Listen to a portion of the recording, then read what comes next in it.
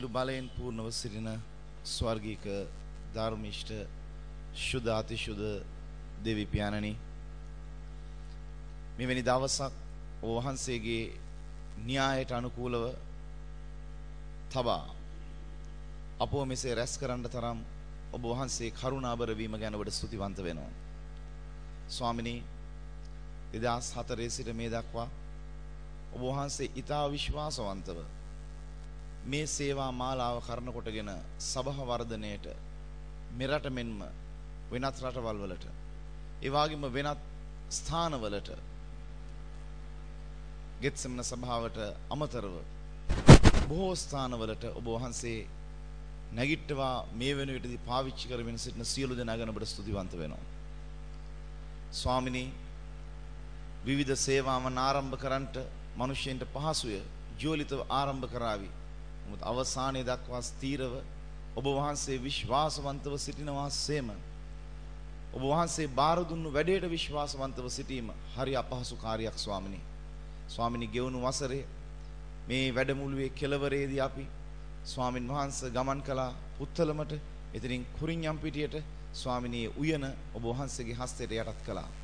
ස්වාමිනී, මේ හැම දෙයකින්ම දිනේ කෙළවරේදී අපිට තිබෙන්නේ සදාකාලික අභිප්‍රායන් බව පැහැදිලිව තේරුම් ගන්නෙමු. ස්වාමිනී, මෙම සමුළුවට අද ස්වාමිනී පැමිණ සිටින්නේ ඔබ වහන්සේම තෝරාගත්තු ඉතාමත්ම සීමිත ප්‍රමාණයක්. අපි ස්වාමිනී 100කට අඩු සංඛ්‍යාවක්මයි ඉලක්ක කරගත්තේ. මක් නිසාද ස්වාමිනී, කණ්ඩායම කුඩා වෙන තරමට ස්වාමිනී දර්ශනය ග්‍රහණය කර ගැනීම පහසු නිසා ඔබ වහන්සේ 12 දෙනෙක්ගෙන් සමන්විත වූ කණ්ඩායමත් එක්ක වසර 3ක කාලයක් ගෙවලා ස්වාමිනී ඒකින් එක්කෙනෙකු විනාශ වුණා. 11 දෙනෙක් ස්වාමින් වහන්සේ අන්ගෝලයින් සමග එකතුව ස්වාමිනී අද මුළු ලෝකයම සොලවමින් සිටිනවා පෙන්තකෝස්ත අත්දැකීමත් එක්ක. ස්වාමිනී, එවැනි දේවල් ඔබ වහන්සේ කරන්ට අදටත් විශ්වාසවන්ත දෙවියන් වහන්සේය. පියවුදවි පියාණන් වහන්සේ මේ පොළවේ මිනිස්යාගේ තරාතිරම ඔබ වහන්සේ බැලුවේ නැත. අපේ ස්වාමිනී දැනගැන්මවත් අපේ තිබෙන සවිය ශක්තියවත් නොවේ. ඔබගේ පහනවන කරුණාව සහ ඔබ වහන්සේගේ නොනවතින ගලන ඒ ජීවන ගංගාවක් වෙන් එන්නව ආත්මයන් වහන්සේගේ ගැලීම අපි තුල ඉතා අනර්ග කළ මැනව. දැන් පියවූ දෙවියන් වහන්සේ ඔබ ස්වර්ගයේ සිට මේ දේ විශ්වාසවන්තව පොළවේ දියත් කරන්න අපට කරුණාව තව තවත් දුන මැනව. මෙතනින් ස්වාමින් වහන්සේ ඔබ නැගිට්ටෙව්වොත් යම් පමණ දෙනෙක් එපමණ දෙනා ගොස් ස්වාමින් වහන්සේ නිරයට එක ආත්මයක් හෝ හිස් කරන්නටත් ස්වර්ගයට එක ආත්මයක් හෝ වැඩි කරන්නටත් ඔබ වහන්සේ පාවිච්චි කරන්නේ නම් එහි ගෞරවය ඔබ වහන්සේට පමණක් මත් වේවා.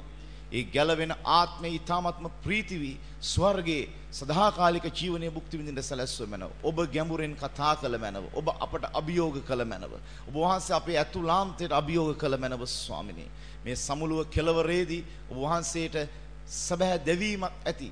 ස්වාමින් වහන්සේ පිපාසයෙන් මුවා යම්සේ දියදොලට හඹා යනවා වගේ ඔබ වහන්සේගේ ආත්මය කෙරෙහි හඹා ගොස් ස්වාමින් වහන්සේ මිනිසයා නිසිතන සිට ඔබ වහන්සේට වැඩ කරන්න පෙළඹුව මැනව. බොහෝ යෝජනා සහ ආශාවල් සිත්වල ඇත්තේ. නමුත් ස්ථීර වෙන්න යන්නේ ඔබ වහන්සේගේ සැලසුම්ය. ඒ නිසා මෙතනට පැමිණි කිසිවෙක් හිස් සතින් නොයන පිණිස මා උදක්ම ඔබ වහන්සේට යාඥා කර සිටින්නෙමි. දැන් පිය උදවියන් වහන්සේ ඔබගේ සුදු වචනයත් අසන්න අය දුර්වලමාගේ මුඛයත් ඔබගේ හස්තයට බාරයි. ඔබ විශ්වාසවන්ත දෙවියන් වහන්සේන සස්තුතිවන්ත වේවා. යේසුස් ක්‍රිස්තුස් වහන්සේගේම ශුද්ධතම නාමයෙන් සාමය.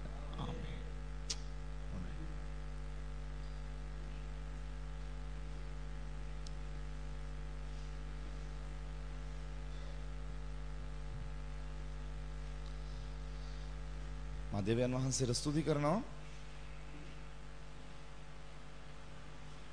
උන්වහන්සේ මීට වසර 11කට පමණ ඉහත මෙවැනි සැලැස්මක් පෙන්වීම පිළිබඳව මක් නිසාද ඒ සැලැස්ම ලබන කල්ලි කිතුණු ජීවිතේ මා බොහොම ලාබාලම තන ඒ වගේම වයස ප්‍රමාණයනුත් මහා දැඩි ස්ථාවරයක සිටිය කෙනෙකු නෙවෙයි. මාද දකිනවා එදා විශාල පිරිස් සහභාගී කරවමින් ගෝලත්වයට හුරු වෙනවත් එක්කම විවිධ චරිත මම නමස්කාර කරමින් සිටිද්දී මම සිහිපත් කරලා ස්තුති කළා දෙවියන් වහන්සේට. මේ සම්මන්ත්‍රණ මාලාව නැත්තම් සමුළු වාරය වලදී දෙවියන් වහන්සේ අතගසපු අය අද කොයි ස්ථානවල දෙවියන් වහන්සේ පාවිච්චි කරමින් සිටිනවාද කියලා. ඇතම් අය සමහරක් තැන්වලදී ඔවුන් අකීකරුව හිතුවක්කාරව පිටතට ගිහිල්ලා සිටිනවා. ඔවුන් නිවැරදි තැනට හැරෙන්න ඕනයි කියන ප්‍රාර්ථනාවත් අපි තුල තිබෙන්න ඕන. මෙම 17 වෙනි අදියරේ විශේෂයෙන්ම කල්පනා කළේ අන් කිසිවක් නෙවෙයි. අපි අපිට අභියෝග කරගත යුතුයි දෙවියන් වහන්සේ අපිට අභියෝග කරන්න ඕන. මා අසන්ට යන පළවෙනිම ප්‍රශ්නය තමයි අපි දෙවියන් වහන්සේට කර තිබෙන දේවල් ගැන අපි සෑහීමකටපත් වෙනවා. ඔබ ඔව් කියයි. ඔබ ඔව් කියන්නේ ඔබ සෑහීමකටපත් වී සිටිනවා මක් නිසාද ඔබ තෘප්තිමත් වී තිබෙනවා.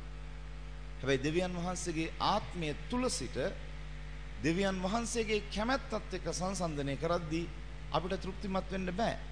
හේතුව අපි කී දෙනෙක්ව දෙවියන් වහන්සේගේ පාමුල ස්ථාවරයට ගෙනාවද? මා විශේෂයෙන්ම සභා පාලනයත් එක්කත් සිටින නිසා මා දකිනා මේ ගෙවුණු කාල වකවානුවේ මනුෂ්‍යයන්ට දෙවියන් වහන්සේගේ සැලසුම් වල තිබෙන මිහිරි අත්දැකීම් දකින්න බැරුව කඩා වැටෙනවා. යක්ෂයාගේ වලිග ප්‍රහාර වලින් මිනිසු බොහෝ සෙයින් බෙලහීන වෙලා දර්ශනයක් දෙන නමුදු එය හරියට කියවා ගන්න නැති කමට මිනිසු හිතුවක්කාර වෙලා. ඒ නිසා සේවාවන් වල තිබෙනා වූ ඇතැම් වටිනාකම් මිනිසු අත්හැර දමලා. ඒ නිසා තමාගේ ජීවිතයේ අලුත් ආත්මයක් කිසි දවසක මුණ ගැහෙන්නේ නැහැ. එක මිනිහෙක්වත් ස්ථීර ගෝලත්වයකට ගොඩනගා තිමෝතියස්ලව දකින්න තිබෙන යුගයක් නැති වෙලා අපි ආරම්භ කරපු සේවාවන් සහ පැවැතෙන ස්ථානවල අපි බොහෝ කාර්ය බහුල වෙලා. නමුත් දෙවියන් වහන්සේගේ රාජ්‍යයේ ඉලක්ක කරා යන එක අපි අතරින් අමතක වෙලා ගිහිල්ලා. මා කල්පනා කළේ මේ පැත්ත. අද මේ යුගයේ අලුත් ස්ථානවලට මිනිස්සු යන්න කැමති නැහැ. අලුත් ගම් වලට පය තබන්න කැමති නැහැ. හැමෝමගේම කැමැත්ත තිබෙන්නේ කොහේ හෝ තැනක තිබෙන ස්ථාවරෙත් එක්ක සේවයක් දියත් කරන්න. මේකට හේතුවක් තියෙනවා.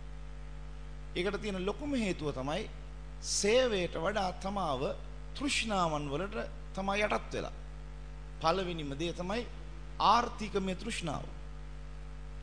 පහසුකම් වලින් සමන්විත ජීවිතය. මේ දේවල් එක්ක අද අලුත් ස්ථානයේ ගිහලා ඔබට අභියෝග කරගෙන යනවා නම් එක්කෙනෙක් 100ට 1ක් 2ක් ඇති. ඔබ ගොස් ආරම්භ කරපු අලුත් දේ මොකද්ද? ඔබ ගොස් පතිත කළ අලුත් බීජය මොකක්ද?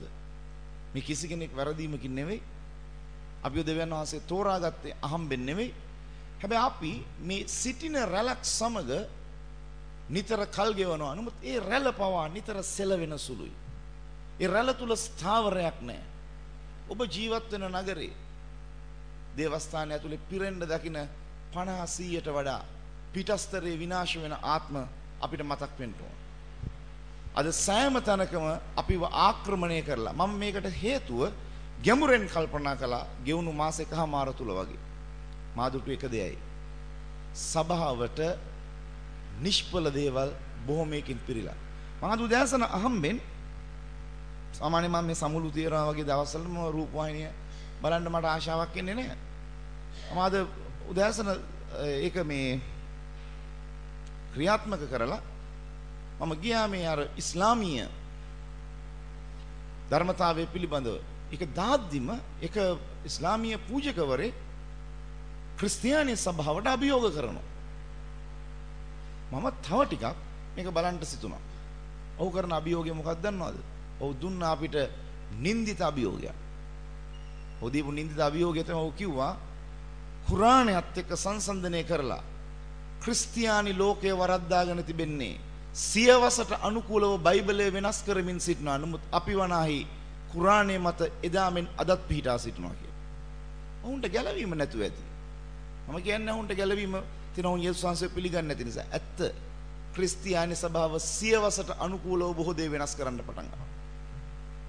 මට ඒක ස්ථීර අභියෝගයක් කළා මේ අද දවසේ කතා කරන්න යන දෙයට ඔවුන් කියනවා එදා මිනිසයා දේව පාමුලට පැමිණි විදියට පුරාණයේ අදහන එකම දෙවියන් වහන්සේගේ මිනිසු තාමත් වෙනවා.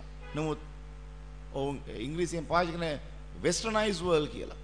ඒක මේ යුරෝපීකරණයට ලක් වෙච්ච බටහිර ලෝකයට ගියා වගේ සියවසට අනුකූලව මිනිසාට දේව පාමුලට එන්න ගරුබියක්වත් නැති වෙලයි කියලා. අද මේක එක රැකියාවක් කරන් බොහෝ අය. මේක රැකියාවක් නොවුනනම් පූජා වෙනවා. රැකියාවක් නොවුනම් පූජා වෙනවා. ජීවිතේ පූජා වීමට වඩා මිනිසයා සිතන්න පටන් අරගෙන තිබෙන්නේ මේක එක ක්‍රමවේදයක් තුල යන්න. ඒ නිසා තමයි අපිට අලුත් දේවල් දකින්න බැරි. දැන් මෙම වැඩමුළුවේ අවසානයේ දෙවියන් වහන්සේගේ කැමැත්ත අපේ ආශාව බවට පත් වෙන්න ඕන එක දෙයයි. ඒ කුමක්ද? වෙන කිසිවක් නොවේ. කොතනද ක්‍රිස්තුස් වහන්සේ උදෙසා පය තබන්න ඕනේ? කොතනද වෙනස් කරන්න ඕනේ? කොතනද අලුත් ආරම්භයක් ගන්න ඕනේ? අපිට බෑයි කියලා දේවල් නේ. මම මේ වෙලාවේ කියන්න යන්නේ නැහැ මේ ගෙවුණු අවුරුදු එකමාර දෙක තුල අලුත් දේවල් ආරම්භිච්ච අන්දම් සහ ඒ වගේ තිබෙන දේවල්. තාම අලුත් දේවල් කිරීම අවසන් නැහැ. යතව බොහෝ අලුත් දේවල් පැමිණෙන්න යන. ඒ හැම දෙයකින්ම ක්‍රිස්තුස් වහන්සේ ඔසවන්ට නියමිත මනාලිය පිරිසිදු වීම හා සවිමත් වීමයි සිද්ධ වෙන්නේ. අපි මේ දේවස්ථානය තුලේ නමස්කාරේ කෑ ගහන එකයි ඕක තමයි අපිට තියෙන වැඩේ. අලුත් ආත්ම කීයක් දැක්කද මේ ගෙවිච්ච මාස 5ට? කී දෙනෙක්ට යේසුස් වහන්සේගේ සුභාරංචිය කතා කළාද? කී දෙනෙක් ජල බෞත්සමයට පිළියෙල කළාද? කී දෙනෙක් ගෝලත්වයකට ගොඩ නැගුවාද? ඔබෙන් පසුපස ආපු ස්ථීර අත්විවරම් ලැබුණු මිනිස්සු කී දෙනෙක් ස්වාමීන් වහන්සේගේ වැඩවල නියැලෙනවද? අපි කාලේ කාදමලා කාලේ නාස්ති කරලා තියෙනවා. එම නිසා මා මේ උදෑසන වෙලාවේ ඔබත් එක්ක කතා කරන්න යන්නේ සභාව තුල බොහෝ දේවල් කතා කරනවා. හැබැයි මේවා යේසුස් වහන්සේ කිව් දේවල් නෙමෙයි. ඒ නිසා තමයි පළ දරන්නේ නැත්තේ. සභාවේ මේ ලිපි ගොනුව අත්සන්තබි මේවා ඔක්කොම මේ යේසුස් වහන්සේ කිව් දේවල් නෙමෙයි. මේවා මේ අපිට විනයක් නැතිකමට හටගත්තු දේවල්. හැබැයි උන්වහන්සේ අපිට කිව් දේවල් සභාව කරන්නේ නැති නිසා සභාව ප්‍රතිඵල දකින්නේ. ක්‍රිස්තුස් වහන්සේ කිව් දේවල් මොනවද? මම කැමතියි මේ උදෑසන ඔබත් එක්ක කතා කරන්න මතෙවුස් සුභාරංචියේ 10 වෙනි පරිච්ඡේදය. එම නිසා ඔබගේ හදවත තුල ආශාවක් ඇති විය යුතුයි. මෙන්න උනන්දුවක් ඇති විය යුතුයි. අපි නිශ්චිත වශයෙන්ම අලුත් ආරම්භයකට ගමන් කළ යුතුයි කියන තැන. ඒ නිසා ඔබේ සේවය ගැන ඔබ සෑහීමකටපත් වී සිටියාට දෙවියන් වහන්සේ සෑහීමකටපත් වෙලා නැතුව.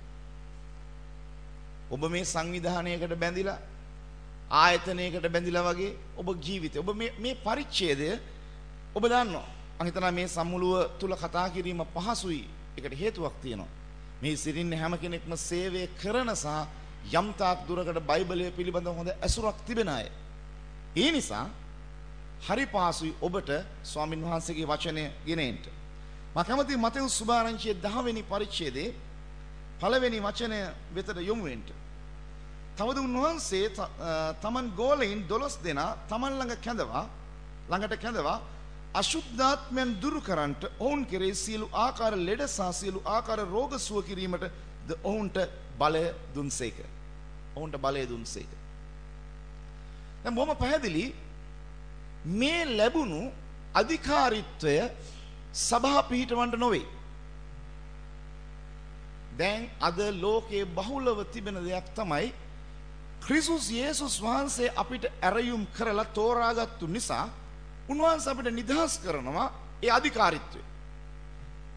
ඒක නිදහස් වුණාට පස්සේ අපි ගිහිල්ලා ලෙඩසුව කරනවා. අපි ගිහින් යක්කු වෙලවනවා. ඕක කළාට සභාව පිහිටෙන්නේ නැහැ. ඕක තමයි වරද්දගෙන තියෙන්නේ.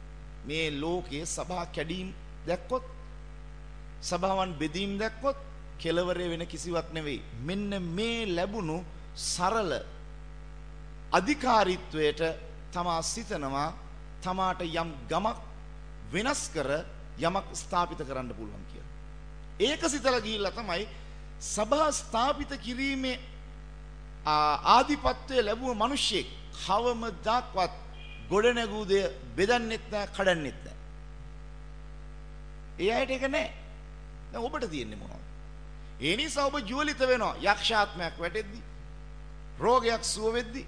හැබැයි මේ ගෝලයන් මේකට පිටත් කළේ ඒ ප්‍රදේශවල තිබෙන පිබිදීම, පිරිසිදු කිරීම සිදු කරන්නට. මේ කණ්ඩායම තමයි මීට වසර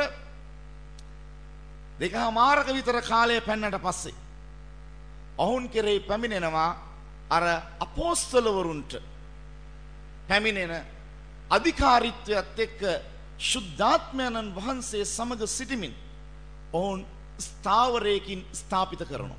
දැන් ඔබට ප්‍රශ්නයක් ඇති වෙන්න ඕන. ඒ මොකක්ද දන්නවද? ඔබ ගමකට ඇතුල් වෙනවා. මිනිසෙක්ව මුණ ගැහෙනවා. යක්ෂයෙක් දුරු කරනවා.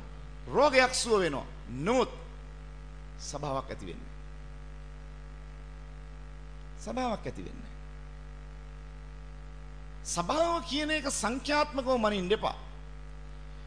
යම් ගමක එසවීමට සුදුසු චරිතය යම් තැනක ඇති වෙනවා නම් ලංකාවේ සිටියම අරගෙන මේ සිටියමේ තාම දැක්කේ නැති, අහපු නැති, ස්පර්ශ වෙච්ච නැති ගම් ගැන ඉලක්ක කරන්න.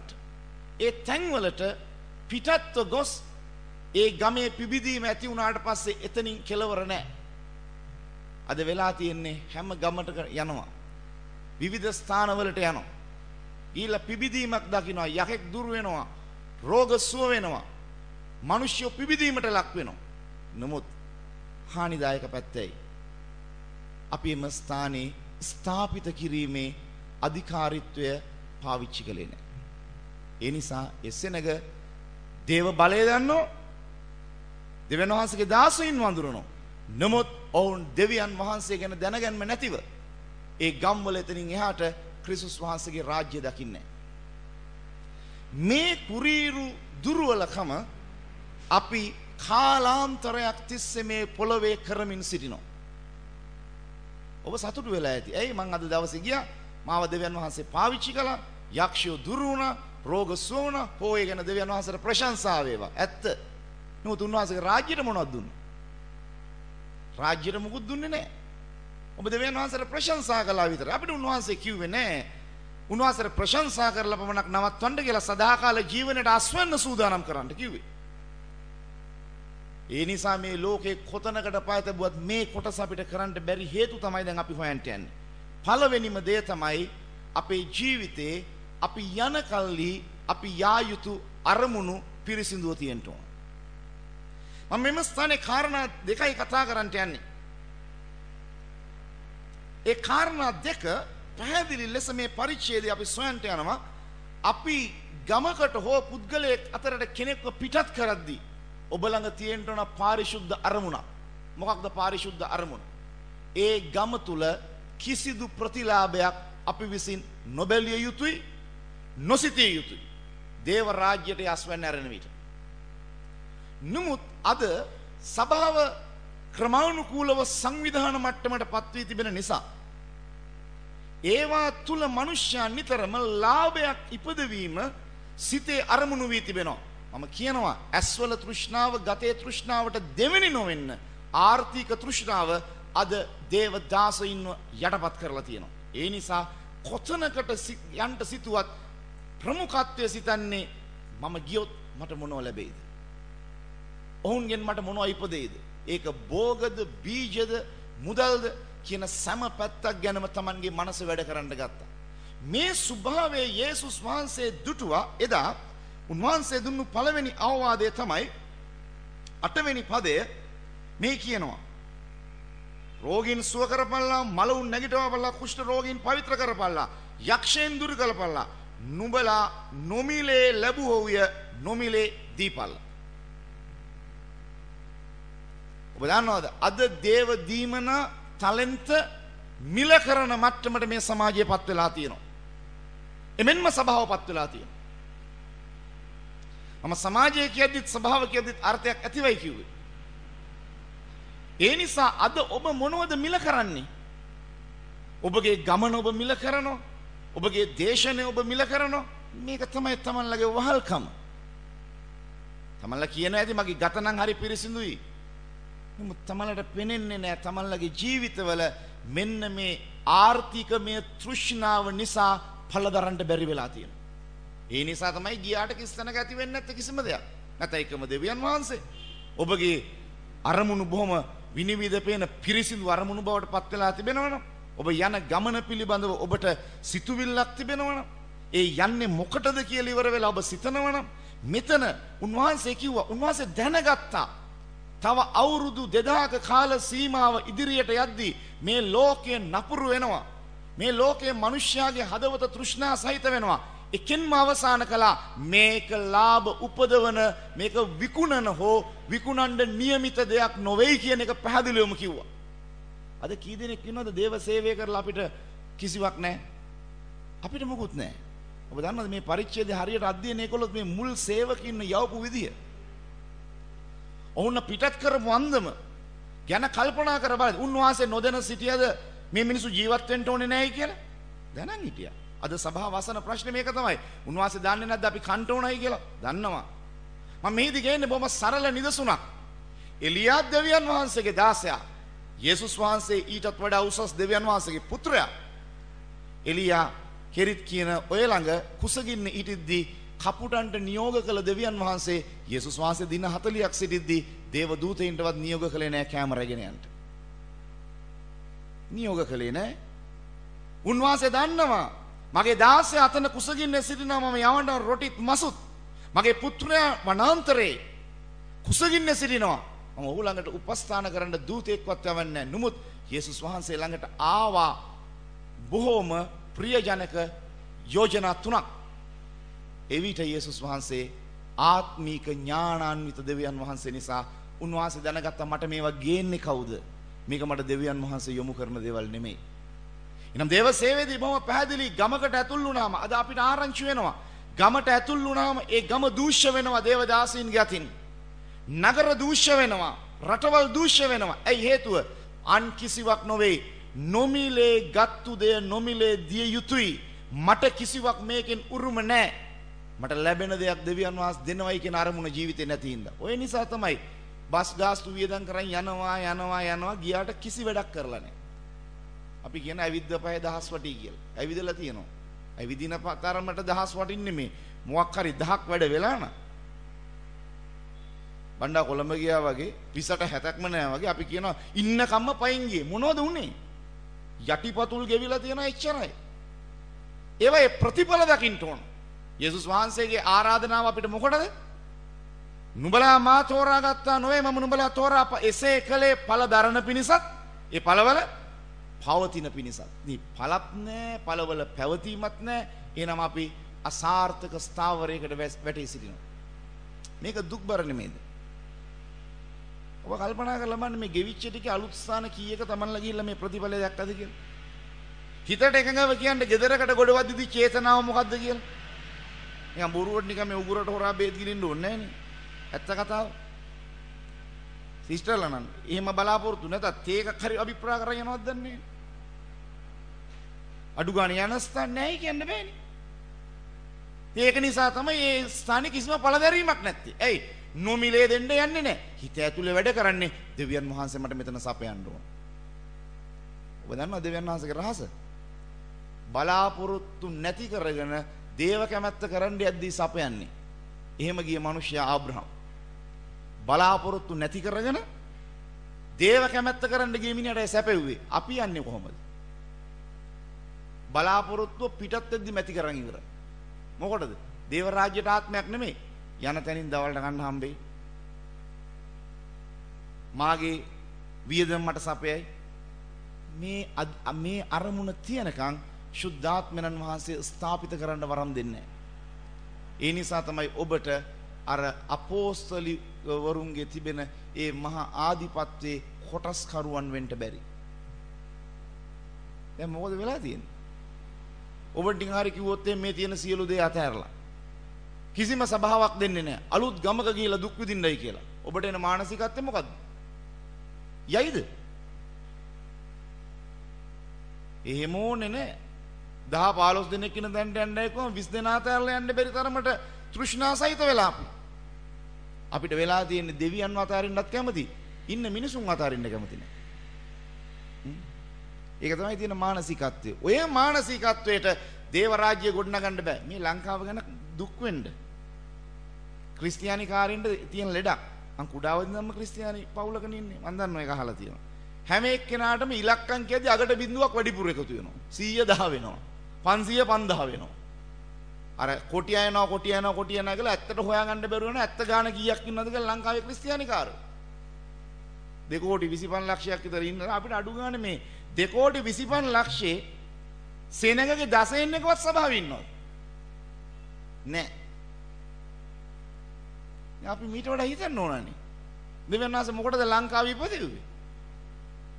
සිංහල භාෂාව හෝ දමිළ භාෂාව හෝ ඉංග්‍රීසි භාෂාව හෝ උරුදු හෝ මොන හරි කතා කරන්න අපිට දුන්නේ ඇයි? අපි කිසි දෙයක් කරන්නේ නැති මට්ටමට අපි වැටිලා. මේ මොකද්ද මේ ආත්මය? මේක තමයි අලසකම අපිව ආක්‍රමණය කරලා. අලසකමෙන් සේවය කරන්නාට හිස්තනක් මොනවා වේද? ලැජ්ජ වෙන්න එපා ඉතින් කියන්නේ. ශාපේ නිසා තමයි දේවදාසයෝ අද සඵලත්වයක් නැති අසමාදානයෙන් පිරිච්ච සිංහලෙන්ම කියනවා වගතුවක් නැති අර යාචකයෝ ගාන්ට වැටලා තියෙන්නේ අලසකමේ ආත්මය අපිව ආක්‍රමණය කරලා. දේවදාසයෝ තරම් රජකම්මැලි හොයාගන්න පුළුවන්ද මේ ලෝකේ තව කොහෙවත්? කිරිහාමිලා ගොඩයි. ඇයි දන්නද මම එහෙම කියන්නේ? බලන්නකෝ අපිට නැගිටින්න වෙලාවක් නැහැ. වැඩට යන්න වෙලාවක් නැහැ. එන්න වෙලාවක් නැහැ.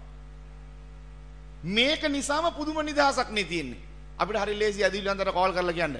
මේ එන ගම ටයර් එකක් ගියා. ටයර් එක දැක්කෙත් නෑ අපි. කියලා බොරු කියනවා. බොරු වැක්කිරීම තියෙන අපේ මිනිස්සු ළඟ. ඉතින් බොරු කියන්නේ උකට ඔය යන්න බැරි. සභාවට යන්න පුළුවන්. ගෙවල් වලට යන්නත් පුළුවන්. හැබැයි ස්වර්ගයට යන්න බෑ. ඒ නිසා තමයි අපි වැඩ කෙරුවට ප්‍රතිඵල නැති වෙලා තියෙන්නේ. ඒ නිසා මේ නොමිලේ ලැබූ දේ මම කියන්නම් ඔබ දේව ගැති වෙන්න පුළුවන්. ඔබ ගෞරවනීය දේව ගැති වෙන්නත් පුළුවන්.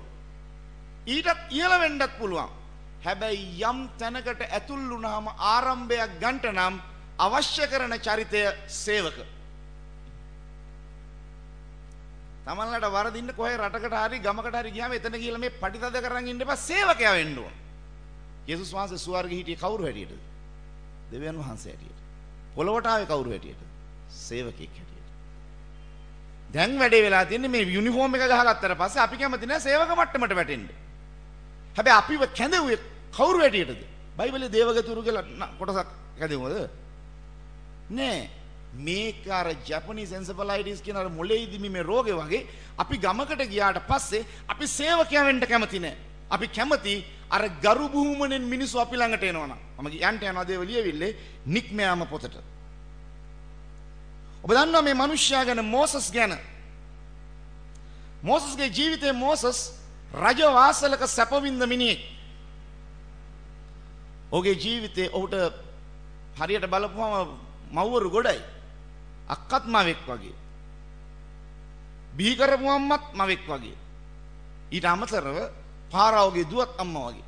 ඔක්කොංගෙම ආවරණේ රැකවරණේ සැපවින්ද මොහු ජීවිතේ තදබල ආවේගය නැත්නම් තමන්ගේ ජාතිය ගැන ඇතිවෙච්ච හැඟීම උනන්දුව මම දකින්න ඔහු වරදක් කළා තමයි මිනිස්සෙක් ගහලා මරපු එක. ඔහු ඒක කළේයි. ඔහුගේ අභ්‍යන්තරයේ තිබුණා යම්කිසි දැවීමක් ඇයි මේක වෙන්නේ කියන එක. අපි හැමෝගෙම ඇතුළාන්තේ තියෙන්න ඕන මේ දේව දාසයෝ බවට පත් වුණාම අපිට මේක ගැන හැඟීමක් තියෙනවා. දේව සභාව ගැන හැඟීමකුත් නැහැ, විනාශ වෙන රට ගැන හැඟීමකුත් නැහැ, ගමේ අල්ලපු ගෙදර මිනිහා ගැන හැඟීමකුත් නැහැ. මේ කිසිම දෙයක් නැහැනේ. මේ හැඟීමකෝ මෝසස්ගේ ජීවිතේ මේ හැඟීම තිබුණා. ඒ හැඟීම නිසා හැබැයි ඔහු ඉක්මන් වුණා. මම කියන්නේ හැඟීම තිබුණාට ඉක්මන් වෙන්න එපා. හැඟීම අවශ්‍ය දෙයක්. ඉක්මන භයානක දෙයක්. ඒ නිසා ඔබට යාපනය ගැන, මඩකලපුව ගැන, මොනරාගලෝ මොන දූතුගුඩියකෝ Tamante යම් හැඟීමක් આવොත් ප්‍රථම දේ තමයි අපේ ජීවිතය ආරම්භය අපි ගන්න ඕනේ ප්‍රදේශය ගැන අඛණ්ඩ යාඥාවෙන්. අඛණ්ඩ යාඥාවෙන්. තමලට අභියෝග කරනවා. මේ පල්ලිය ඇතුලේ අපි ඕගන් එක ගහගා ඉන්නවා, බෙරේ ගහගා ඉන්නවා, ගීතිකා කියනවා, දේශනා කරනවා, මොනවාද සතුටු පඳුරු වල්ලනවා. එතනින් යම දසයෙන් කොටස් එකතු කරන මේවා ඔක්කොම මේ හෝල් එක ඇතුලේ පාටිය. මේවා මේ අපි විසින් සිදු කළ යුතු දේවල්. මේවා මේ මහා ලොකු ගැඹුරු සේවාවන් හැටියට සලකන්න එපා. මේවා සංවිධානාත්මක උපස්ථාන. උන්වහන්සේ අපිට කිව්වේ නුඹලා ගොස්. මේකෙදි කිව්වේ නෑ කාටද කියලා. නුඹලා ගොස් සකල ජනතාවට සුභාරංචිය දේශනා කරන්න. ඒක කාටද කියලා කියන ඕනම කෙනෙකුට යන්න කිව්වා. ඕනම කෙනෙක් ගොස් කතා කළ යුතුයි. ඕනම කෙනෙක් ඉදිරිපත් විය යුතුයි. ඕනම කෙනෙක් පෙනී සිටිය යුතුයි. දැන් අපි බලමු මෝසස්ගේ ජීවිතේ දෙවෙනි පරිච්ඡේදයේ ඔහු ආරම්භයක් ගන්නවා 6 ලක්ෂයකට අධික සෙනඟකට නායකයා වෙන්න කොහොමද? ආවබට කියන්නම් ඔබව පිටත් කරන ස්ථානය පිළිබඳව ඔබ විසින් අවබෝධ කරගන්න ඕන අන්දමක් තිබෙනවා. ඔබ හිතන්නේ ඔහු වැරදීමකින් මිදියන් දේශයට යනවද? යේත්‍රෝ ළඟට යනවද? නෑ. ඔහුට එම ස්ථානයේ දෙවියන් වහන්සේව පිළියෙල කිරීමේ සැලැස්මක් තිබුණා. අර මතෙව් 10 වෙනි පරිච්ඡේදයේ කියනවා තව ස්ථානයක් දෙවෙනි කාරණාව හැටියට මම ඒක පසු එන්නම්. ඒ පැහැදිලිවම කියනවා නුඹ ගමකට ඇතුළු නුකල්ලි තෝරාගත යුතු පුද්ගලයාව නිවැරදිව තෝරා ගන්නට කියලා. ගෙවල් 10ක් ඔබට ලැබුණත් ඔබට දෙවියන් වහන්සේගේ මඟ පෙන්වීම හා දැනීම ඕන මෙතන ආරම්භයට සුදුසු ස්ථානය මොකක්ද කියන එක. ඒක ඔබේ මගේ මනාපය නෙමෙයි. ඒක ඔබේ මගේ ඇසට දකින්න ආශාව නෙවෙයි. ඔබ අවබෝධ කරගන්න ඕන මෙතන දෙවියන් වහන්සේගේ සලස්මේ පුද්ගලයා කවුද මාත් එක්ක මේ ගමේ පංගුකාරකම ලබන්ට යන්නේ කියලා. මං නියත වශයෙන්ම කියන්නම්. ඔබ ගමකට ගියොත්, ඔබ ගමක පූජා වුණොත්, ඔබ ගමක දුක් විඳොත්, නොස්තන තැනක ගියොත්, එතන ඔබ යන්නේ පිරිසිදු අරමුණු වලින් ස්වාමින් වහන්සේගේ වැඩේ කරන්න නම් එතන ඔබ ලුහු බඳින්න ඕනේ නැහැ මිනිසුන්ව. මුණ ගැහෙනවා. දැන් අද වෙලා තියෙන්නේ මේ අපිට ඉන්නෙත් සෙනග 50ට ඒ සමහරක් ස්ථානවල. මේක බෙදා ගන්න හරියට අර මේ ලෝක බැංකුවේ උපදෙස් ගන්නවා වගේ. අපි දැනගත යුතුයි කාවද අපිට දෙවියන් වහන්සේ මුණ ගැස්වන්නේ. ඔබ දැක්කද මෙම ස්ථානයේ දෙවෙනි පරිච්ඡේදයේ 15 වෙනි වචනේ. පාරාවෝ ඒ දේ අසා මෝසස් මරණට සෙවීය. නමුත් මෝසස් පාරාවෝ කෙරෙන් පලා ගොස් මිදියන් දේශයේ වාසය කළේය. ඔහු ලිඳක් ළඟ හිඳගත්තේය. මිදියන්හි පූජකයාට දූවරුන් 7 දෙනෙක් වූාය. ඔහු අවුත් තමාගේ පියාගේ එළු බැටළුවන් රැළට පෝණ පිණිස වතුර ඇද ඔරුවෙන් පිරෙව්වේය. එනේරි අවුත් ඔහු නෙලවුවේය. ඒත් මෝසස් නැගිට ඔවුන්ට උපකාර කොට ඔවුන්ගේ සිව්පාවන්ට වතුර පෙව්වේ.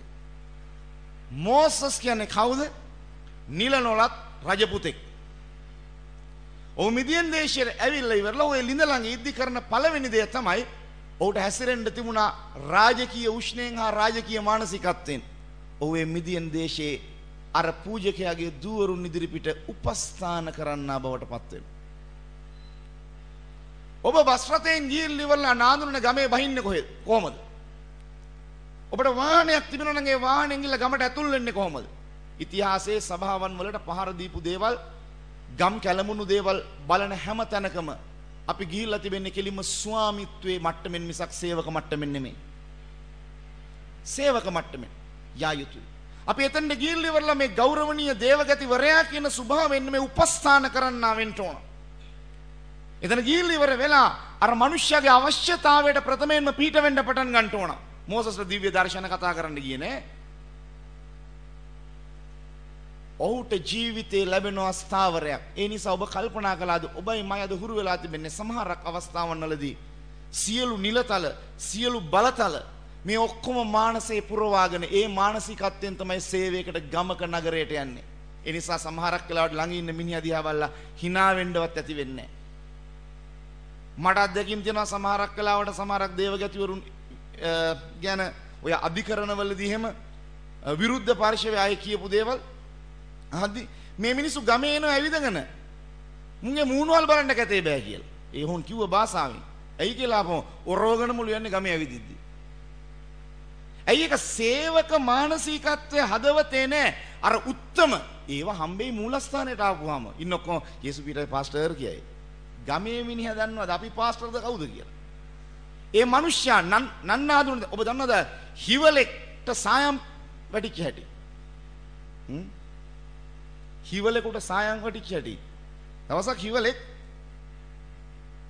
හදිස්සියේ යන ගම රෙදියා පුල්ලන්නේ ගෙදරට ගිහලා නිල් බාල්දියක එහෙම් පිට මූ වැටුණා. මූ කොහමද ගොඩ දැම්මා. ගොඩ දාපු ගමන් දැන් ගොඩ ආවට පස්සේ මූ සනිකරම් වෙනස්. තද නිල් පාටයි මුළු ඇඟම. මූ කල්පනා කරුවා මේකෙන් මම ප්‍රයෝජනයක් ගන්න ඕන. එම නිසා හිවල් වතරට ගිහින් ඉවරලා කිව්වා මම ගියා මට යද්දි දේවවරමක් හම්බුණා. තවත් දුරට මම උඹලා වගේ නෙමෙයි මම වෙනස්. ඒ නිසා බලපන් මගේ ඇඟ දිහා දැම්මම තනිකරම නිල්ම නිල් උඹලා ඔක්කොම අලු පාට කියලා මෝ පුදුම ගරු වුමන් ලබන්න ගත්ත මේ හිවලා අනිත් හිවල්ලු අතර. එක දවසක් එක රැයක මොරසූරන වැස්සක් ආවා. ඒ වෙලාවේදී සායන් ටික යන්න ගත්තා. වෙහි තද වෙන්න නරි හූ කිව්වා වැරදිලා ඉබෙම මූටත් හූව කියුණා. එහෙනම් හූව කියුණා. ඒ නිසා මේ වෙස්පරල ගත්තු ගෞරව තනතුරු නිසා තමයි අද තමන්ලට බැරි වී තිබෙන්නේ යම් ගමක ගිහිල්ලා සේවකෙක් වෙන්න. මන්නම් හරි කැමති ඔය දේව ගැති කියන කෑල්ලත් කපලා ඉවර වෙලා ඉස්සරහට ගරු කියන කෑල්ලත් අයින් කරලා නිකන් මේ සහෝදර කියන කෑලි වලින් කතා කරනවා නම් ගොඩ දෙනෙක්ගේ මනස සුව වෙයි. අහමද? ගොඩ දෙනෙක්ගේ මනස සුව වෙයි. මේ මානසිකත්වය ආවට පස්සේ වේදිකාවක නැගලා දේශනා කරන මානසිකත්වය හා මයික්‍රොෆෝනයක් ඉදිරිපිටට යන ස්වභාවය ඇර මිනිස්සෙන්ට කතා කරන්න සමීප වීමේ මානසිකත්වය එන්නේ නැහැ. දැන් මම පහල කතා කළත් මේක. මෙතන කතා කළත් මේ රටාව. ඕක මම වෙස් ගන්න ගියොත් මම දියසායන් අඩිච නරිය වෙනවා. කී දෙනෙකුට දේශනා කුඩුව ආවට මම අද දකින්න මේ යුගයේ බොහෝ දේවදාසෝ කටහඬවල් වෙනස් වෙනවා. ඒගොල්ලෝ නිකන් මහා කොහේ හරි ඉන්න අර ගරු නාම නැත්තම් අර තියෙන පූජකවරයෙක්ගේ තිබෙන ස්වභාවයෙන් වචන ගන්න මට ඒකලාකට හිනා වෙලා හිනා වෙන්න තැනක් නැතුව තැනක් හොයනවා. ඒ තරමටම මේ වචනවලට බලයක් නැහැ. මේ වචනවලට මිනිස්සු වෙනස් වෙන්නේ නැහැ. මක්නිසාද මගේ ඇතුළාන්තයේ තිබෙන සත්‍යතාවයයි පිටතට පළදරන්ට යන්නේ. මෝසස් ගිහිල් ඉවරලා කලේ පළවෙනි දේ තමයි වැරදි එඬේරුන්ගෙන් පහර දෙන්න යන එඬේරුන්ගෙන් පූජකයාගේ දූවරුන්ව බේරාගත්තා. ඔබට මට වැඩක් තියෙනවා ගමකට ඇතුල් වෙච්ච ගමන් කරන්න. මොකක්ද? ඒ ගමේ ඉන්න මිනිස්සෙයින් වැරදි යක්ෂයාගේ සියලු පාලනය යටතේ පාලනය වෙමින් තිබෙන ගම්මාන. ඔවුන්ට සුභාරංචි ආලෝකයේ තේජස තාම විහිදිලා නැහැ. ඒ නිසා ඔබ ගිය ගමන් ප්‍රථමයෙන්ම කරන්න ඕනේ එවැන්ජලිස්ට් යාඥාවෙන් ඒ අයකට විරුද්ධ වෙන්න ඒ සෑම නිරේ බලධාරීන් දුරු කර ගැනීම කරගන්නේ නැතුව ඔබ වතුර දෙන්න ගියොත් ඔබට තිබෙන ආයතන සටන. අද ගොඩක් මේ යක්කු එලවනවා නෙමෙයි යක්කු කුලප්පු කරගන්නේ. බයිබලයේ කොහොමද යක්කු කුලප්පු කරන්නයි කිව්වේ නැහැ. යක්කු එලවන්නයි කිව්වේ. ඒ ගෙදරට හරි ඒ ඇතුල් වෙන ගම ගැන ඔබගේ මූලික යාඥාව පැහැදිලිව තබා ඔවුන් දිය බොන්ට එන්නේ. නමුත් දිය පොන් දෙන්නේ සතුන්ට. නමුත් දියට බාධා කරනවා අර වැරදි එඬේරු. ඔවුන්ට දිය ඕන. දිය ඕන නිසායි ඔවුන් අර දිය සොයාගෙන ආවේ. ඔවුන්ගේ සතුන්ට දිය ඕන. නමුත් ඔවුන්ට බාධාවක් තිබුණා. ඒ තමයි ඔවුන්ට බාධා කරන්නේ වැරදි එඬේරු. මෝසස් කළ පළවෙනි දේ තමයි අර වැරදි එඬේරුන්ගෙන් බේරාගත්ත මේ දූවරුන්. පස්සේ වතුර අඳින්න ගත්තා. අද ඔබ ගමකට ඇතුළු වුණාම මොනවද කරන්නේ? සේවයකට යන්න ඉස්සෙල්ලා පැහැදිලිව යන ගම්මානය ගැන යාඥාවක් කළාද? ගමට පය තැබුවාම යාඥාවක් කළාද? මට මතකයි සමහරක් ස්ථානවල දැන් තමයි ඒව අවබෝධ වෙන්නේ. මම 2005 වගේ දෝහවලට ගිය වෙලාවේ මට දවල් වරුවේ කිසිම දෙයක් කරන්න නැහැ. මම එළියට සභාව තිබුණේ නැහැ. එතකොට ගිහිල් ඉවර වෙලා මට තිබිච්ච එකම දේ තමයි අර නිකන් ඔය යාඥා කරනවා. මම හිතුවා මේක නිකන් ඉඳලා යන්න දෙවියන් වහන්සේ වල ඇති කියලා. මම යාඥා කර ග්‍රීටි ආර රතන්ට වෙලා හැබැයි මම අද දන්නවා ඒ යාඥාවන් වලින් යම් කිසි අන්ධකාර බලවේග ස්වාමින් වහන්සේ එළවලා දීලා නිසා තමයි අවකාශය ඇරෙන්නේ. හැබැයි අපි කෙලින්ම යන්නේ ගිය ගමන් දියාදින්ට සහ දියපොන්ට. එතනදී වචනය කතා කරන්න පටන් ගත්ත ගමන් ගම කලබල වෙනවා. ඒ සමගම ඒ ගමේ තිබෙන යක්ෂාත්ම කැළමෙන්න ගන්නවා. හැබැයි ඔවුන් එළවා ගියානම් මේ මධ්‍යම ආකාශයේ ඉන්න සෑම අන්ධකාර බල පරාක්‍රම එළවලා දාලා ඔබ ගිහලා වචනය කතා කළා නම් ඒක මිනිස්සුන්ගේ ජීවිත වෙනස් වෙන්න පටන් ගන්නවා. හාලෙලූයා. එතනට යන්න ඕනේ. හැබැයි එතනට යන්නේ නැතුව බයිසිකලේ පෙට්‍රල් දින හින්දා ගැව්වා ගියා බැස්සා ගත්තා මේක නෑ. එතන තියනවා ඒ අන්ධකාර බලවේග යාඥාවෙන් එළවා අවසන් කර වතුර අදින්න පටන් ගන්න. වතුර අදින්න පටන් ගන්න. ඒ වතුර ඇදලා ඉවරලා දුවරුන්ට දෙන්න, සිව්පාවුන්ට පොන්න. දැන් ප්‍රතිඵල දකින්න යනවා. දැන් මොකක්ද සිද්ධ වුනේ? මොවුන් ගෙදරට ගිහිල්ලා පූජකයාට සුබ පණිවිඩයක් කිව්වා. අනර්ග මිනිහෙක් හම්බුණා. ඔවුන් ගිහිල්ලා කියන්නේ සුබ පණිවිඩයක් ඒ ගෙට. ඔවුන් කිව්වා අපේ ගමේ හිටියා අපි ළඟට එන අර මිනිසු රෞද්‍රයි. නමුත් පිට ගමකින් මිනිහෙක් ආවා. ඔව් කරුණාවන්තයි. හාලෙලූයා. ඔහු ළඟ තිබුණා යටාත්කමක් අර වෘකයින්ගෙන් අපිව බේරාගෙන අපිට සැනසීමක් දෙන්න අපිව ආරක්ෂා කරපු කෙනෙක් ඉන්නවා කියලා තමන්ගේ පියාට ගිහිල්ලා ගෙදරට පණිවිඩය කිව්වාම පියා කිව්වා මේ ගෙදර දොර අරින්ට ඔහුට මේ ගේ අස්සට එන්න. ඔන්න ස්ථානයේ අරිච්ච අන්දම මෝසස්ට තමන්ගේ ජීවිතේ ආරම්භය ගන්න. ඔහොම තමයි අපිට හම්බෙන්නේ. හැබැයි ආර්ථික ඉලක්ක කරගන් ගිය ගමන් වතුර ඇදලා දෙනවා බැටළුව 50කට. බැටළුව 50න් මට 5ක් විතර දෙන්න පටවන් යන්න කිව්වනම් ගෙදර ගිහිල්ලා පණිවිඩය කියන්නේ තාත්තට තාත්තා එකෙක් වතුර ඇදලා දුන්නා 5ක් අරන් ගියා කියලා.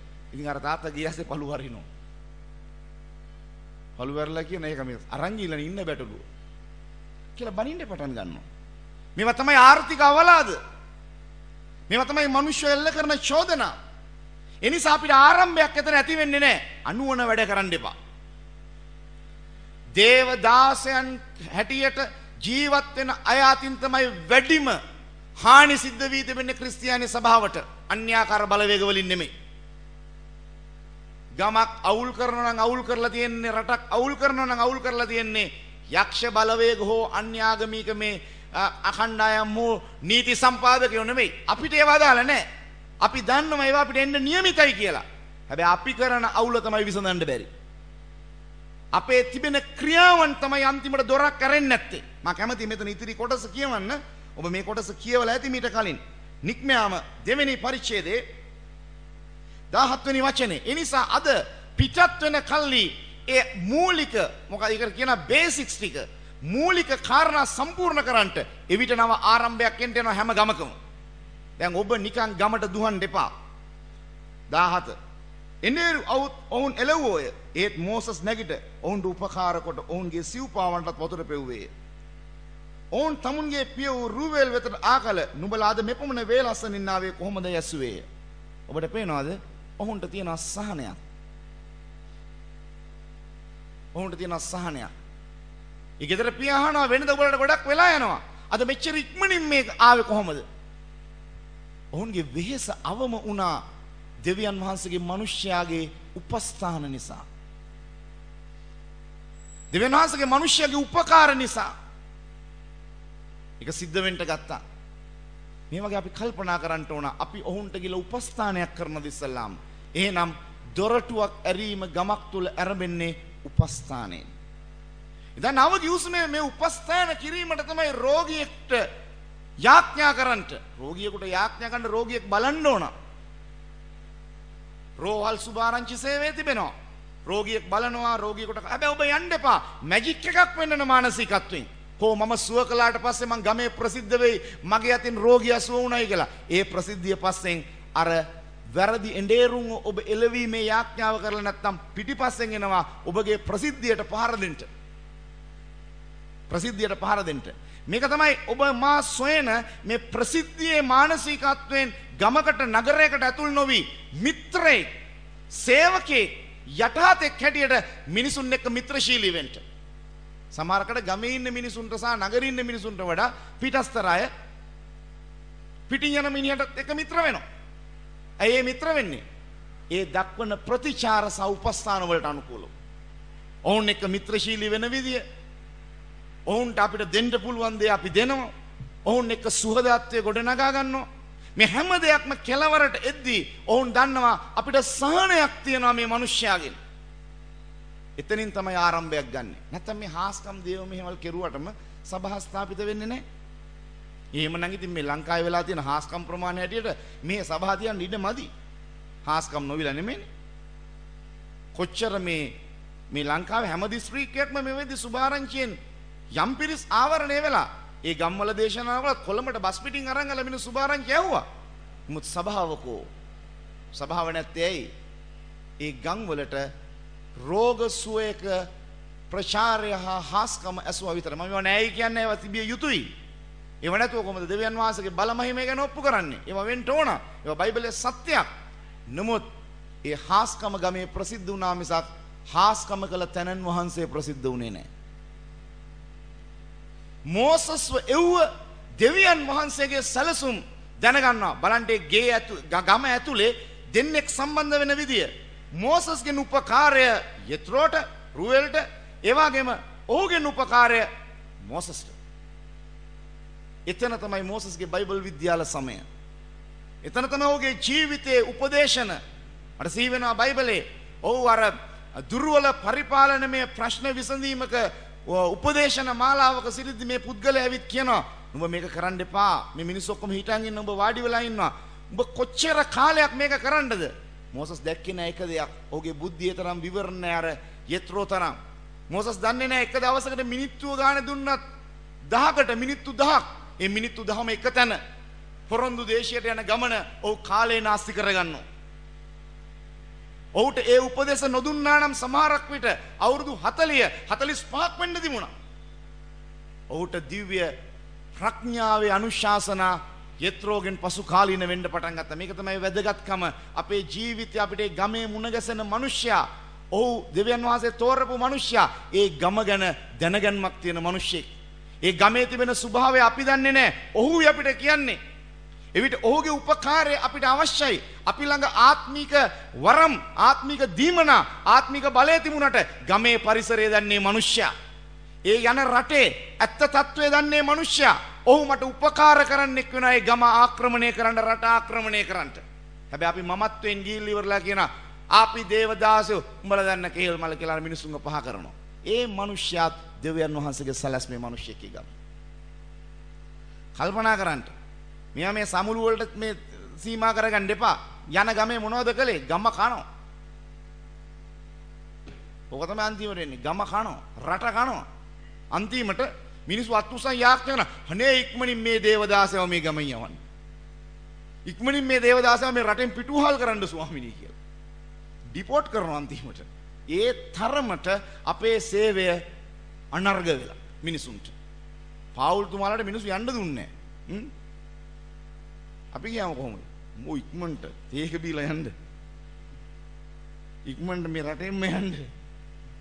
ඇයි මෙහෙම වෙන්නේ? අපේ ගුණාංගවල තිබෙනා වූ දෝෂ නිසා අපි සේවකයෝ නොවි ස්වාමියෝ වෙන්න හදන එක ස්වාමියයි.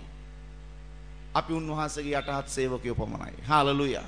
එලියා කියනවා ඔබ අපගේ ස්වාමියා බවත් අපි ඔබගේ යටහත් සේවකයෝ බවත් ඔබ සිහි කළ මැනව. එවිට හාස්කම් වෙන්න ගත්තා. ඔබගේ ස්වාමිත්වයේ මනස කපන්න ඕන. මෝසස් සේවකයා ලෙස ගිහිල්ලා ඒ ගෙදර කෑම ලැබෙනවා. පසු කාලීනව ඒ ගෙදර සිටින බැටළුවන්ගේ රැක බලා ගන්නව වෙනවා. පසු කාලීනව පූජකවරයාගේ දුවරුන් සද්දනාගෙන එක්කෙනෙක් උට විවාහ සිද්ධ වෙනවා. ඊට පස්සේ ඔහුගේ ගමනට පූජකයා උපදෙස් දෙන්නා බවට පත් වෙනවා. ඔහුගේ ජීවිතේ මොන දොරටුවක්ද, මොන ආශිර්වාදයක්ද ඔබට ඇරෙන්නේ මොකක්ද යන ස්ථානේ.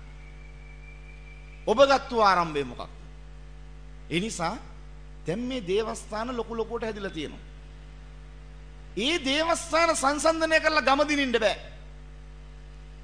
ඒක සංසන්දනය කරලා මේ කුඩා ස්ථාන කරන්න බෑ. අපිට ඇති වෙන මානසිකත්වයේ ගිය ගමම අර වගේ පල්ලියක් කොහොමද මේ ගමේ හදාගන්නේ? ඒක පස්සේ හදාගන්න. ප්‍රථමයෙන්ම මිනිස්යාව ක්‍රිස්තුස් වහන්සේගේ සභාව බවට පත් කරන්න.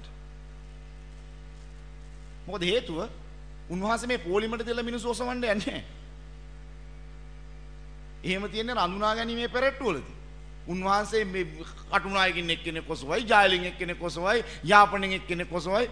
බයිබලයේ කියනවා දෙන්නෙක් එකට ඇඹරුම් ගලේ ඉන්නවා. එහෙම නැහැ ඉතින් අත්කල් අල්ලලා යනවා නම් අර මිනිහවත් අතින් අල්ලලා යන්න බෑ. එහෙම යන්නේ. ඔබ දේශනා කරලා ආපු මොන හරි ගමක් ඇතුළේ එක මිනිහෙක් ඔබ දන්නෙත් නැහැ. ඔබ මේ මිනිස්සු ඇසවිලා. ඒ මිනිස්සු හොඳට ජීවත් වෙලා. එහෙම වෙනවා. එම නිසා අර ඒ ඉලක්කයට ක්‍රිස්තුස් වහන්සේගේ රාජ්‍ය ප්‍රකාශ මම නම් අර ලොකු ලොකු දේව මෙහෙයන්ලෙන් හෙම්බත් වෙලා තියෙනවා. අයියෝ මේ තියලා තියෙන දේව මෙහෙයන් වල හැටියට මං හිතන්නේ මුහුදු තීරය අපි තියලා තියෙනවා. මේ පැත්තෙන් එහා මුහුදට පැනලා තමිල්නාඩුවත් අල්ලන්න පුළුවන්. එකම ගමේ මගේ අම්මිය කොච්චර දීලා තියෙනවද මෙහෙවල්. ස්ටේජ් වල ලොකු බෙරවල සද්ද යාඥා සේවන වල දැනගැසීම් සුභාරංචි කණ්ඩායම් අම්මෝ මම හිතන්නේ අපේ කූඩාරම් මංගල්ල තියලා දෙන දැන් 31 යන්නේ. ඒකෙන් මං හිතන්නේ 25ක්ම වයඹ ගැලවිලා උස්සන් ඇවිල්ලා මෙහෙන් තියන්න පුළුවන්. කො අපේ ශක්තිය. අපි මේවා තුලින් පමණක්ම ලංකාව දිනින්න ගියොත් කවමදාක්වත් දිනින්න යන්නේ. මේ ඔක්කොම බහයි. කවදාරුවේ ලේවලට ගණන් දෙන්න ඕන මතක තියාගන්න. නිකන් මේ දේශනා කුඩු උඩ පැන්නත් ඇඟුල්ලා මං සබත් පාසල් ඉගෙනනවා කී ඉන්න එපා. කවදාරි ලේවලට මේ ලේ පයින්ට් ගණන් වලින් ගණන් දෙන්න වෙලා තියෙනවා. ඊට පස්සේ හම්බෙයි. දෙවියන් වහන්සේ හයි තමන්ලගේ. මොනවද කළේ? ලංකාව උදෙසා අපි මොනවද කළේ?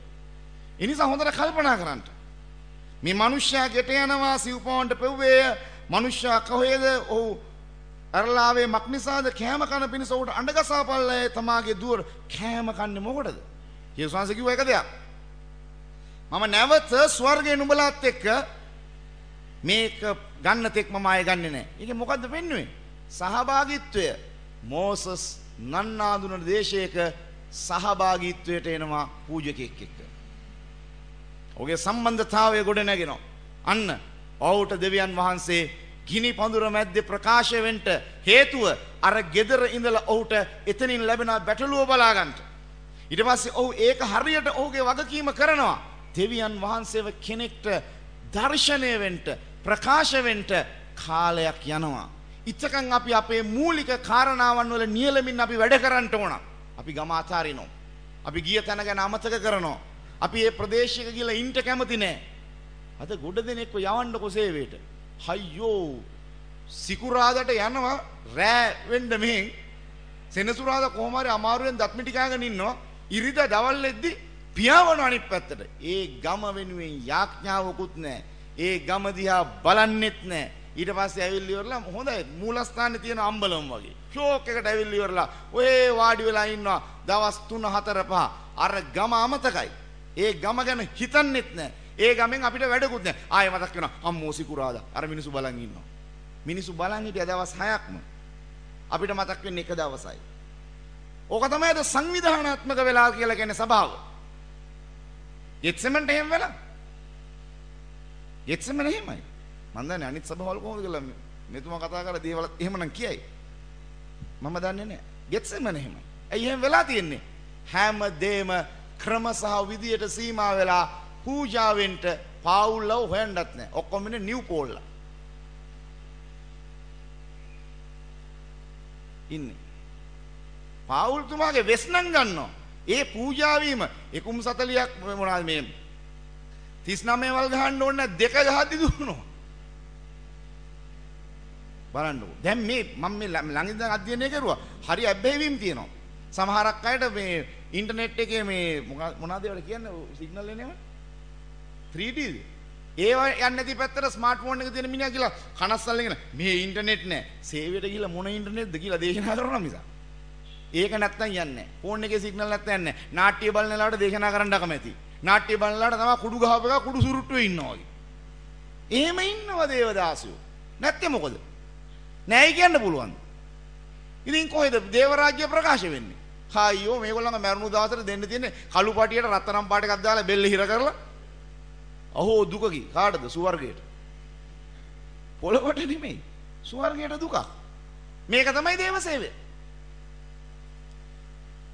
මම මගේ තාත්තා දේවදාසෙන්ද මම දේව සේවය කරන්නේ මම දන්නවා අභියෝග කියන්නේ මොනවද දුර්වලකම් කියන්නේ මොනවද ඒක තේරුම් අරගෙන ඒක අභියෝග ජය ගන්න කරනවා මිස එහෙම යන්න බෑනේ මේ ගමන. ඒ නිසා අපිව ලංකාවේ ඉපදෙව්වේ නයිජීරියාවේ උපදවන්න නැතුව ලංකාව ගැන වග කියන්නේ. හොඳට අපි ඒක මතක තියාගන්න ඕන. අපි ඒක නොකළොත් කරන්න කෙනෙක් නැහැ. ස්වාමීන් වහන්සේ එතන තමයි කනස්සල්ලෙන් බලන්නේ අපි දිහා. මම මේ අධ්‍යක්ෂ එක දෙයක් තමයි සභාවල් යේසුස් වහන්සේට වඩා මිනිසුන්ට ප්‍රේම කරන්න ගිහිල්ලා සභාව බෙලහින වෙලා. යේසුස් වහන්සේට වඩා අපි ප්‍රේම කරනවා සභාවේ ඉන්න අයට. මොන සේවය නොකලත් මොනවා කළත් කමක් නැහැ. ඔය ඉඳපුවාවේ කමක් නැහැ. ඒ පැත්ත විනාශ වෙනකම් වෙනවා. තීරණ ගත යුතුයි. තීරණ අර මනුස්සයා කොහොම හරි දන්න ගැලවීම ලැබලා ඉන්නේ. අන්තිම වෙලාවේ කොහොම හරි එල්ලලා අර මේ කොරින්ති පත්‍රය කියනවා වගේ ගිනි මැදින් අමාරුකම් වලින් හරි මිනිහා ගැලවෙනවා. අර පැත්තම පිබිදීමකට එන්නේ. ඒ පැත්තටම සුභාරංචි යන්නේ. ඒ පැත්තෙම නැගිටීමක් ඇති වෙන්නේ. මේක තමයි අද ක්‍රිස්තියානි සභාව මන්දගාමි වෙන්න ප්‍රධාන හේතුව. වෙන මොකුත් නෙමෙයි. අපි මේව ගැන හිතමු. මෙතන කිව්වා දැන් ඔව් ගියා. යේසුස් වහන්සේ මෙම ස්ථානයේ මේ 10 වෙනි පරිච්ඡේදයේ කිව්වා මෙන්න මේ වචනේ. මම ඒ වචනය කතා කරමින් අවසන් කරන්නට යනවා. ආයෙ නැවත සමස් වෙලාවේ කතා කරමු. මේ කියනවා තමාගේ 11 වෙනි වචනය මතෙව් 10:11 තමාගේ කෑම ලැබෙන්න යුතුය. නුඹලා කොයි නුවරකට නමුත් ගමකට නමුත් ඇතුල් වූ කල ඒ සුදුස්සා කවුදයි විභාග කොට. බොහොම පැහැදිලි. සුදුස්සා කවුදයි විභාග කොට මොනවද කියන්නේ? පිටත්ව යනතුරු එහිම නැවතී සිටපල්ලා. මෝසස්ගේ ජීවිතයේ යත්‍රෝගේ ගෙදරට අපිට එහෙම නෙමෙයිනේ. සුදුස්සෙක් ඕන්නේ. කණ්ඩ දුන්නද ගියා වාඩි වුණා. මේක තමයි හොඳම සුදුසු තැන. අපි මේ රහස් අල්ලන්නේ. සුදුස්සා කවුද? එලියා යනවා වැන්දපු වගේ ගෙදරට. එතන උහුට සුදුසු තැනක් මක්ද එතන දෙවියන් වහන්සේට කරන්න හාස්කමක් තිබුණා.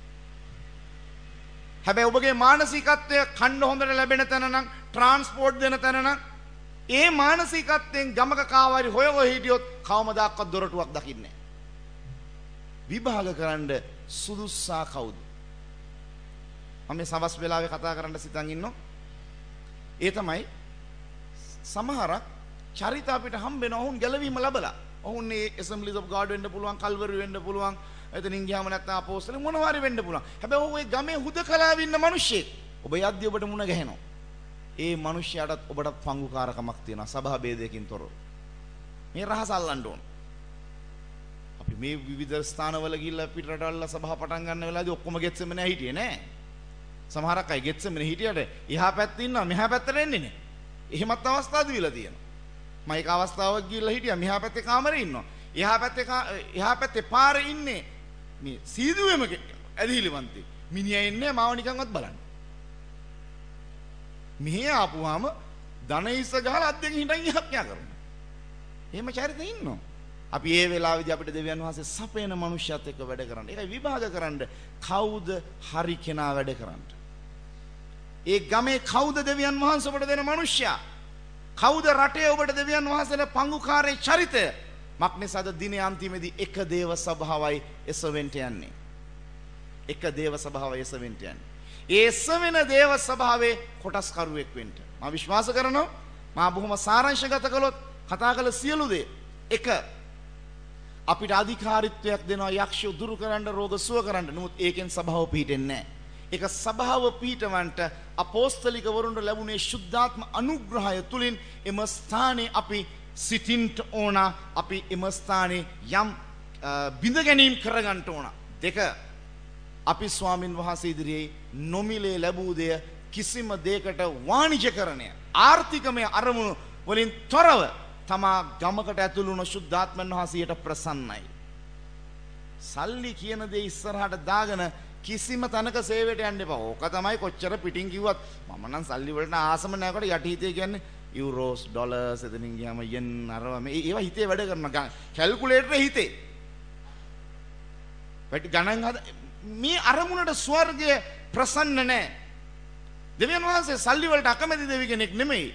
නමුත් දෙවියන් වහන්සේව අභිබවා සල්ලි වලට ප්‍රමුඛත්වයේ දීමට ස්වාමීන් වහන්සේ උන්වහන්සේ සල්ලි වලට නෙමෙයි කිසිම දෙයකට උන්වහන්සේව අභිබවා යනවට මිනිස්සෙගේ සිතේ දෙවියන් වහන්සේ කැමති නැහැ. ඒක උන්වහන්සේගේ ස්වභාවය. ඒක ඇයි කියලා අහන්න එපා. ඔබ දෙවියන් වහන්සේට ප්‍රමුඛත්වය දෙන්නේ ඒ දෙයට නම් ඔබ ස්ථාපිත කිරීමක් කරන්න යන්නේ නැහැ. ඔබ ස්ථාපිත කිරීමක් කරන්නට යන්නේ නැහැ. ඊළඟ දේ තමයි එතන මුණ ගැසෙන මිනිසයා කවුදයි කියා තේරුම් අරගෙන ඒ මිනිසයාත් එක්ක හවුල සිට වැඩ කිරීම. අරමු. මේ කාරණා මේ පුංචි කාරණා රහස් ටික හරියට අල්ලගෙන ඉවර වෙලා ඔබ ගමකට පය දැබුවොත් එතන දොරක් කැරේ. හාලෙලූයා. පැහැදිලි. ඇයි ඔබට දොරක් කැරෙන්නේ නැද්ද? දැන් මම උත්සාහ කරනවා මෙතනින් එහා පැත්තේ ශාඛාවක් දැන් ඒත් එක්කම තව 3-4 පොලක මේ අවට මම විශ්වාස කරනවා මේ දේවස්ථානේ ඉන්න සෙනඟ තමයි ඒ ස්ථාන වලට ගාල් වෙන්නේ. හැබැයි මෙතන හිස් වෙන්න බෑ. උල්පත් කවමදාක්වත් හිඳින්නේ නැහැ. උල්පත් වලට උනනවා වතුර පිටතට ගන්න. අපේ තියෙන තණ්හාවට අපි ඔහේ ඉන්නවා ගුටි වෙලා. මේ ලංකාව දැන් කෝටි 2කට වඩා සෙනඟ ඉන්න රටක්. ඒ නිසා මේ රට ගැන මීට වඩා සිතන්න ඔබ නාමික ගෞරවනීය පූජකවරු හැටියට සිතමින් සේවක ස්වභාවය අමතක කළොත් මේ රට දිනින්න යන්නේ නැහැ. ඒ නිසා රට දිනා ගන්නට සේවකයෝ වෙන්න ඕන. අපි දනගසල දෙවියන් වහන්සේට මොහොතක් යාඥා කරලා මං ඉන්න අනතුරු මෙම ස්ථානයේ ඉඳලම බාර දෙන්න යනවා පාස්ටර් අරවින්දට. මම හිතනවා එතුමා ගැන හැඳින්වීම අපි දෙන්න උවමනා නැහැ. ඒ හැඳින්වීම දෙන කාල පරිච්ඡේදයත් ස්වාමීන් වහන්සේගේ වචනයටම පාවිච්චි කරනවා නම් බෙහෙවින්ම වැදගත් වෙයි. අපි දේව පාමුල ස්වාමීන් වහන්සේ ඉදිරියේ යාඥා කරමු මේ කාරණාවත් එක්ක අපිට ස්වාමිනේ ආරම්භයක් ඇති වෙන්න.